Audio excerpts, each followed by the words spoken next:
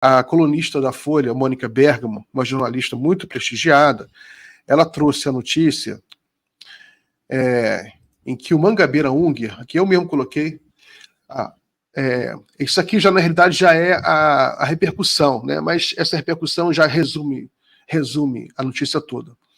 Ela tinha dado a notícia que o Mangabeira Unger ele estava aliado ao Bolsonaro, tentar ajudar que o Mangabeira Unger estava empenhado em ajudar o Bolsonaro, né? Que gostaria até de entrar com um mandato habeas corpus preventivo. Aí ele reclamou, veio para o X, falou, informa ser falsa a notícia, papapá. Só que deixa o mistério no final, né? Meio confuso o Mangabeira Unger, né? Na primeira oportunidade que tiver, tratarei de expor a meus concidadãos como vejo a perigosa situação que se estabeleceu no país. Que engraçado, a oportunidade é agora, né? Porque que oportunidade é essa?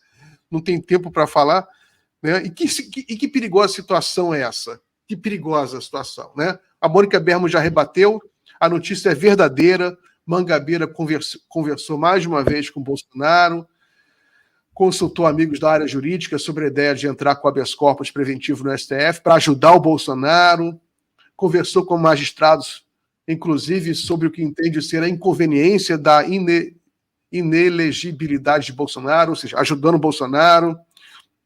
Eu também tenho comentário para fazer sobre isso, mas queria ouvir a opinião do meu amigo Léo. Léo, pode botar a gente aí de volta. Deixa que eu ponho aqui. Qual a sua opinião sobre isso, Léo?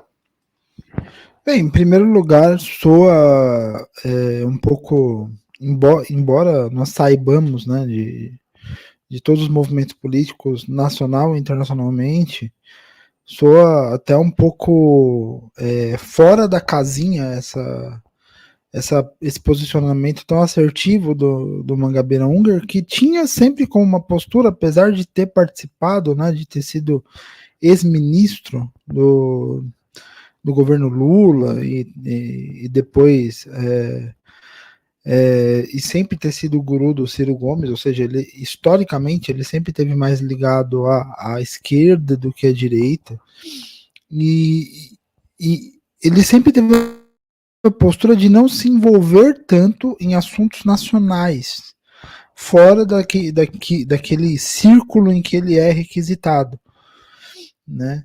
E por isso essa postura assertiva, aparentemente, do Mangabeira Unger, de defesa do Bolsonaro e defesa em várias frentes, né? Eu acho que a avaliação do Mangabeira Unger é uma avaliação de que é muito similar à avaliação dos bolsonaristas, de que o Bolsonaro estaria sofrendo uma perseguição jurídica e que ele não deveria ser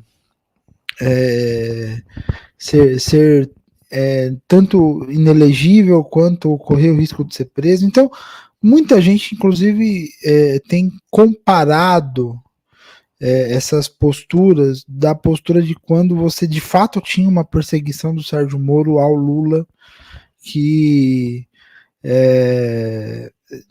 terminou na prisão do Lula lá por 580 dias e depois que se viu e ficou claro que a gente estava falando de uma perseguição, ou você teve a soltura do Lula e a reabilitação dos direitos políticos, e hoje o Lula é presidente. Mas é muito difícil colocar isso no mesmo patamar do Bolsonaro, porque o que o Moro argumentava em relação ao Lula tinha a ver com crimes, supondo que fossem verdade, não eram, ou pelo menos não existe evidência de que sejam, eram crimes relacionados à corrupção, eram crimes relacionados ao beneficiamento próprio de recursos do Estado enquanto presidente ou em decorrência de ser presidente, que é o argumento que o Moro utilizou tanto no caso do triplex, né, que supostamente teria tido a reforma paga, quanto no caso lá dos pedalinhos da chácara de Atibaia. E é muito diferente do caso do Bolsonaro, porque No caso do Lula, por mais que houvesse essa presunção de beneficiamento próprio, que depois acabou não se provando, era um crime de corrupção comum. Aqui a gente está falando de uma outra coisa totalmente diferente no caso do Bolsonaro, que o Bolsonaro ele está cada vez mais próximo de responder de fato pelo crime de uma tentativa de golpe de Estado, de abolição do Estado democrático de direito. É uma outra coisa.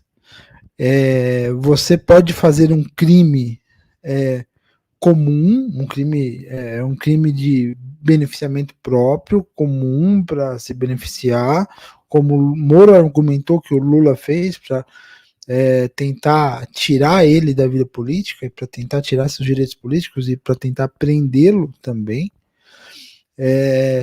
Mas o caso do Bolsonaro é algo que envolve todo o país, envolve a própria estrutura e a dinâmica político-jurídica do país. Os três poderes, a Constituição como um todo, a legislação. Então, o caso do Bolsonaro é um caso que remete diretamente ao STF, que é o guardião da Constituição. Né? E da mesma forma que nós temos visto algumas manifestações surpreendentes, como por exemplo a de outro jurista, o Walter Maierovitch, na Folha, e que o Alexandre de Moraes deveria se afastar do caso, o que também é um despautério, porque se o Alexandre de Moraes se afasta do caso porque foi ameaçado pelo Bolsonaro e pelos seus comparsas ali, isso quer dizer que nós temos uma jurisprudência para criar uma forma de afastar um juiz de qualquer caso. Ou seja, se você for acusado de qualquer coisa e ver que o juiz vai te condenar, basta ameaçar o juiz, que daí ele sai do caso e você tem direito a um outro juiz para te julgar. É esse o precedente que essa postura de não, o Alexandre de Moraes teria que se afastar abriria.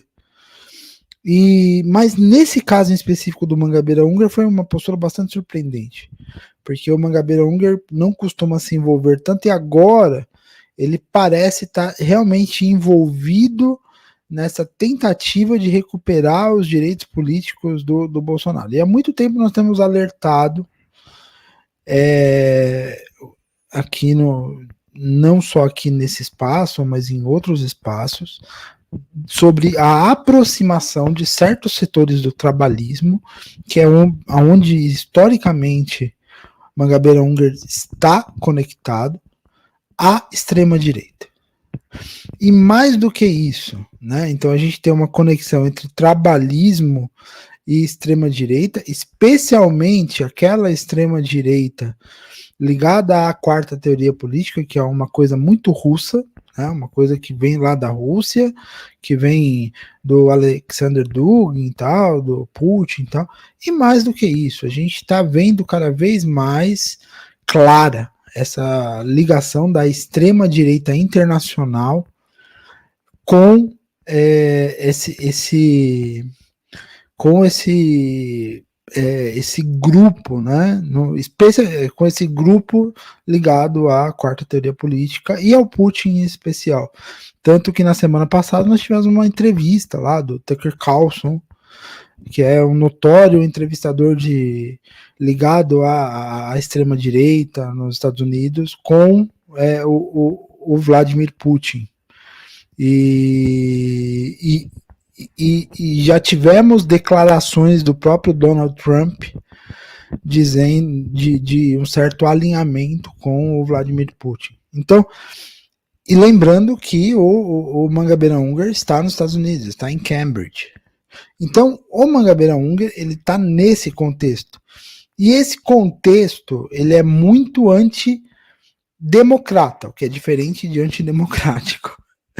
E antidemocrata no sentido de ser antipartido democrata dos Estados Unidos, não de ser necessariamente antidemocrático. E quando você tem essa coisa da defesa das liberdades de uma maneira absoluta, tal, não sei o quê, que é uma coisa que o Tucker Carlson tem defendido, é uma coisa que o próprio Glenn Greenwald tem defendido mais recentemente, né, que está muito alinhado a esse discurso da alt-right, né, que é a liberdade de manifestação sem a liberdade sem nenhuma amarra de manifestação, o que faz com que o discurso de ódio esteja totalmente livre para ser manifestado.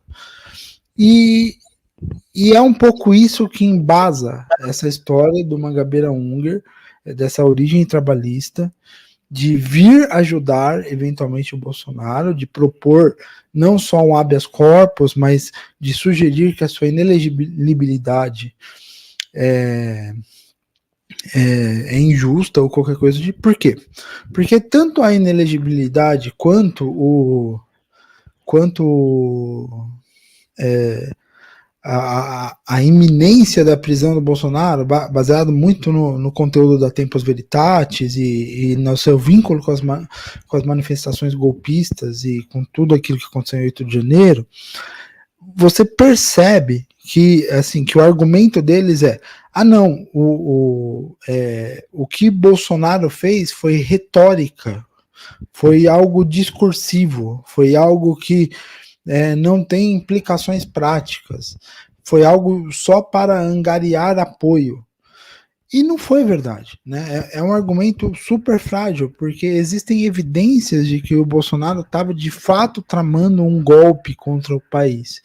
Mas uma das coisas dessa alt-right, né, e dessa postura que tem unificado grupos aqui no Brasil trabalhistas e grupos de extrema direita, Estados Unidos, Rússia, né, na Europa. Então a gente tem, por exemplo, a Itália lá, que hoje é governada pela Giorgia Meloni.